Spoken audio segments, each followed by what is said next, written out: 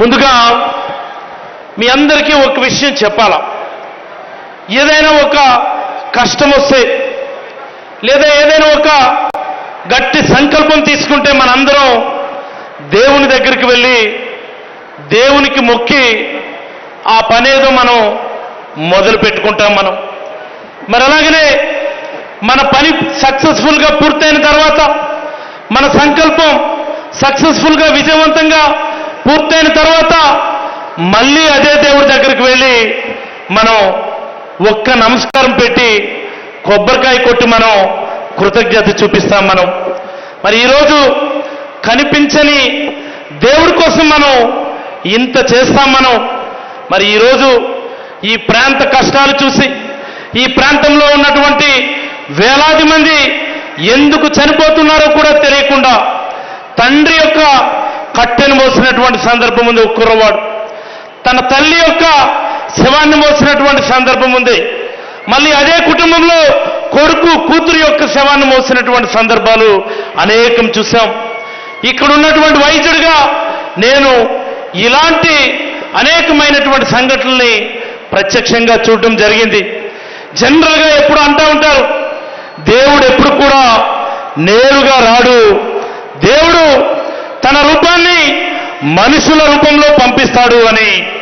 నేనంటాను, ఈ పలాస ప్రాంత ప్రజలకి ఆ దేవుడు పంపించినటువంటి దేవుని స్వరూపమే శ్రీ వైఎస్ జగన్మోహన్ రెడ్డి గారని సందర్భంగా మీకు అందరికీ తెలియజేస్తా ఉన్నాను నేను. మరి ఆ దేవుడికి మనం ఒక్కసారి దేవుడు పంపించినటువంటి ఆ ప్రతిబింబాన్ని, ఆ స్వరూపానికి ఒకసారి మనం కృతజ్ఞత తెలియజేద్దామా? కృతజ్ఞత తెలియజేద్దామా? కృతజ్ఞత తెలియజేద్దామా? మరి దేవుడికి దండం పెట్టాలంటే ఎలా పెడతాం మనం? ఒక్కసారి ఈ వేదిక ముందు ఉన్నటువంటి మిమ్మల్ని అందరినీ కూడా కోరుతా ఉన్నా, మీరంతా కూడా ఒక్కసారి నిలబడి చేతులు పైకెత్తి మన దేవుడి స్వరూపానికి ఒక్కసారి మనం కృతజ్ఞతలు తెలియజేద్దాం. ఒక్కసారి అందరూ కూడా జై జగన్ అని నినాదాలతో మనం కృతజ్ఞతలు తెలియజేద్దాం. జై జగన్, జై జై జగన్, జై జై జగన్. ధన్యవాదాలు, ధన్యవాదాలు సార్. ఈ క్షణం కోసం, ఈ అద్భుతమైనటువంటి ఆవిష్కరణ కోసం మా ప్రాంతం అనేక దశాబ్దాలు ఎదురు చూసింది. ఎన్ని దశాబ్దాలంటే ఈ దశాబ్దాల్లోనే కొన్ని వేల మంది ప్రాణాలు పోయాయి, కొన్ని వందల మంది ఉద్యమాలు బాటపట్టారు, కొన్ని వందల మంది ఉద్యమాల బాటలో సైతం అసువులు బాసినటువంటి ప్రాంతం ఇది. మరి ఈ ప్రాంతం అనేక మంది నాయకులు చూసింది, అనేకమైనటువంటి ప్రభుత్వాలు చూసింది. ఏదైనా ఒక నాయకుడు మా కష్టాల్ని తీర్చలేకపోతారా, ఏదైనా ఒక నాయకుడు మా కన్నీళ్లు తొలగిపోతారని 1000 కళ్ళతో 1,00,000 కళ్ళతో ఎదురు చూస్తున్నటువంటి ఈ ప్రాంతానికి ఈరోజు శ్రీ వైఎస్ జగన్మోహన్ రెడ్డి గారు అనేటటువంటి ఒక నామం సంజీవినిలా పనిచేస్తుందని మీకైతే ఈ సందర్భంగా తెలియజేస్తా ఉన్నాను సార్. ఈరోజు పలాస నియోజకవర్గం, మరి అలాగే ఇచ్చాపురం నియోజకవర్గాల్లో ప్రారంభించుకుంటున్నటువంటి ఈ 200 పడకల సూపర్ స్పెషాలిటీ హాస్పిటల్ కావచ్చు, మరి అలాగనే 700 కోట్ల రూపాయలతో ప్రతి ఇంటికి కూడా ఇది ఒక నిజంగా చెప్పాలి అంటే అతిపెద్ద భగీరథ ప్రయత్నం సార్ ఇది. ఎక్కడుంది హిరమండలం, ఎక్కడుంది ఇచ్చాపురం?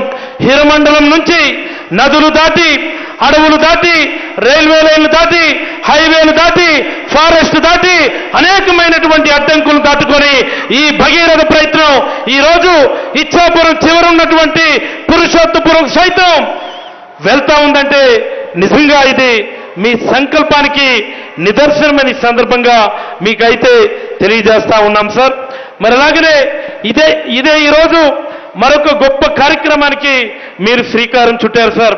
పలాస అంటే ప్రపంచానికి తెలిసేది ఒకటి జీడిపప్పు, 2 కొబ్బరి పంట అయితే మరొకటి క్యాష్యూ ఎంటర్ప్రెన్యూర్షిప్ కూడాను, జీడి పరిశ్రమ కూడా. మరి ఈరోజు అనేక దశాబ్దాలుగా ఎదురు చూస్తున్నటువంటి ఇక్కడ ప్రాంత ప్రజలకి ప్రధానమైనటువంటి ఉపాధి మార్గమైనటువంటి మరొక అదనపు ఇండస్ట్రియల్ ఎస్టేట్ సైతం ఈరోజు మీరు శంకుస్థాపన చేసినందుకు ఒకసారి పలాస నియోజకవర్గ ప్రజల తరపున మీకు హృదయపూర్వకమైనటువంటి కృతజ్ఞతలు తెలియజేస్తూ మరి అలాగే నా మాటలు విరమించే ముందు ఒక్క మాట ప్రజలందరికీ కూడా తెలియజేయాలా. అదేంటంటే ఈరోజు మనం చూస్తా ఉన్నాం ప్రతిపక్షాలు మాట్లాడుతున్నటువంటి మాటలు, ప్రతిపక్షాలతో పాటు కొన్ని పత్రికలు చూపిస్తున్నటువంటి వక్ర భాష్యాలు. వాళ్ళు అనేక సందర్భాల్లో చెప్తా ఉంటారు ఎప్పుడు జగన్మోహన్ రెడ్డి గారు సంక్షేమం చూస్తున్నారు కానీ అభివృద్ధి చూడటం లేదని వాళ్ళు విమర్శిస్తూ ఉంటారు.